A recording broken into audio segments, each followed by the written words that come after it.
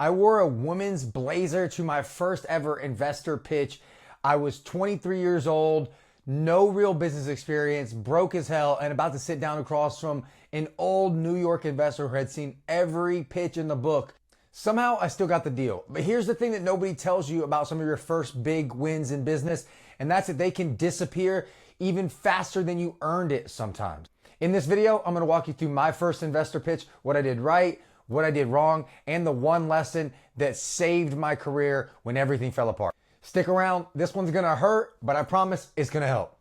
All right, so let's set the scene. I'm 23 years old, no real business experience. I'd run a few small gyms in the area, been a sales manager, no startup experience, certainly no MBA, and definitely not a rich uncle funding any dreams for your boy. But I had something cooking. I had a business idea. I'd been working on it with a friend. We had split. I knew that I could do this on my own, but I needed the money to get it up off the ground. So I land a meeting with one of the property owners, a potential investor. His name is Joel Snyder. He's an old school Jewish dude from the Bronx. He's so opinionated, loud as shit, sharp as hell, type of guy that can smell BS from a mile away. I had never pitched anything this serious, but if there was one thing I knew that I could sell, it was myself. That was for sure. But I need to look the part, right? But I don't have a suit coat to wear, so I go to Goodwill. I grab the first thing I can see. I throw it on. I'm with my buddy Brad. It fits. It's kind of tight. You know, I'm a musclehead at the time, so I'm like, okay, you know, it's tight. It works. I'm broke. Doesn't matter. Get it. Get out of there. Fast forward to the pitch. Joel's now sitting across from me, arms crossed. We're going back and forth, and I realize this jacket is just like really too tight, like uncomfortably tight.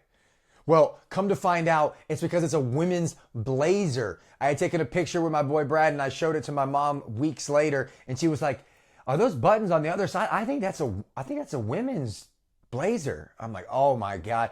I didn't even know. And we still managed to close that deal in the moment with the skin tight women's jacket on.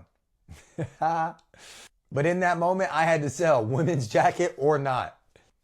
Here's what I learned sitting in that restaurant in Winston across from Joel Schneider that day. Your pitch is almost never about the deck. It's about you. Hell, I hardly had a business plan. I was just really good at slanging shit and I could talk real well. So that's all I was resting my hope on. I believed in me. And Joel picked up on that. He told me, if you could sell anything else half as well as you sold me yourself here today, then I know that we'll have a ton of success together. I think you're the best sales guy I've ever met, Garrett. I'm like, I'm young. You've been around a lot of guys. He's like, I don't care. You got it. I know you do. We're going to make a ton of money together. I'm like, oh, hell yeah. Let's go. I will never forget that moment because here's the truth. People don't invest in businesses. They invest in other people. They invest in confidence. They invest in energy. They invest in belief. They invest in the person who can sit across from them, look them in the eye and say, I am going to do this, period, the end, no questions. Joel didn't care that my jacket was too tight. He didn't care that I was 23 years old and didn't have any experience in business on my own. What he cared in is the belief that I had in myself, and it was contagious. And therefore he had that belief and he was willing to invest the money where he saw the opportunity. And that's lesson number one for anyone pitching. Master the art of selling yourself first and everything else will follow. So we get the deal. Joel invests the money. We finally got it. First business started. I got some of the first guys I'd ever mentored in the gym working for me now. Everything seems like it's going to be awesome. I'm on top of the world.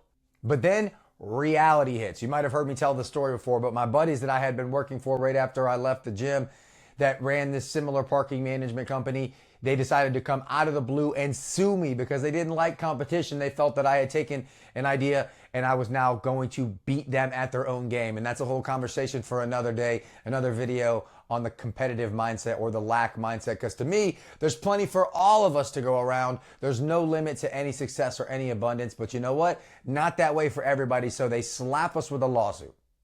They claim I violated a non-compete, that I stole clients, and that I used their processes.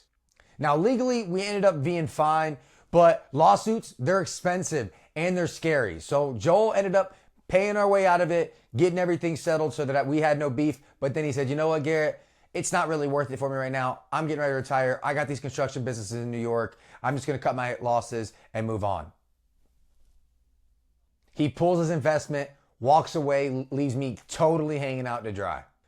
Now I'm 23, broke again, and all alone, no business moving, no income, and no idea what I'm gonna do next.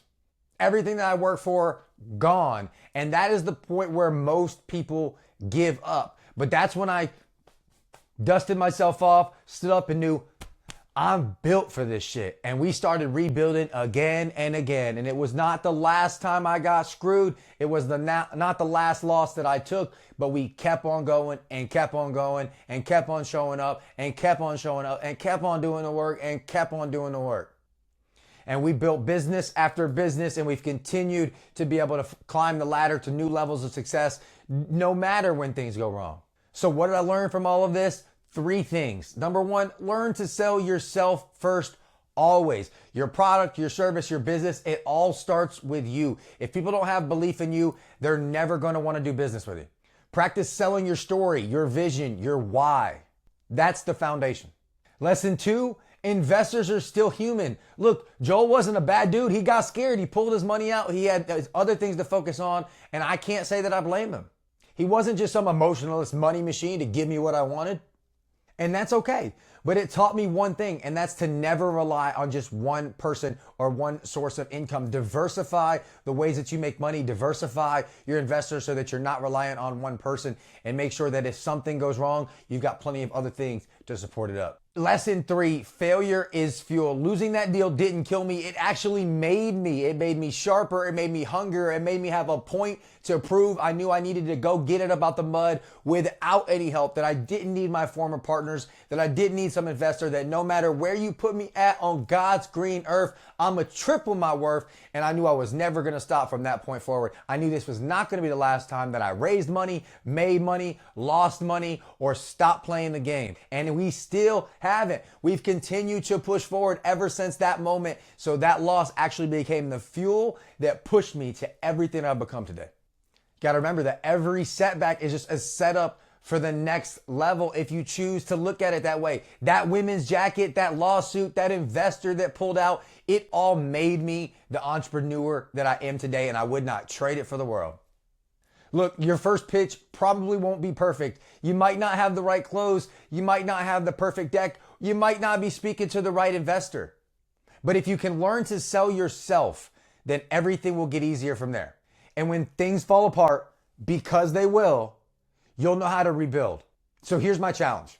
Go record a 60-second clip of you with your vision, your pitch. No product, no service, just who you are and why somebody should believe in you. Post it, tag me, let's see what you got. Because the world doesn't need another polished pitch deck. It needs people that believe in themselves and are willing to bet on their own vision. And if that's you, then I'm sure we'll get along. So be sure to hit subscribe, because I'm always dropping new content on sales, marketing, entrepreneurship, the good, the bad, the ugly, and everything in between. And if you need some one-on-one guidance to close more deals yourself or raise money with your first investor pitch, be sure to join Closer Circle, where you get direct access to your boy, as well as some one-on-one mentorship, weekly trainings, and everything you need to crush it online. As always, I'm your boy, G Money. I love each and every one of you. Until next time, I'm out.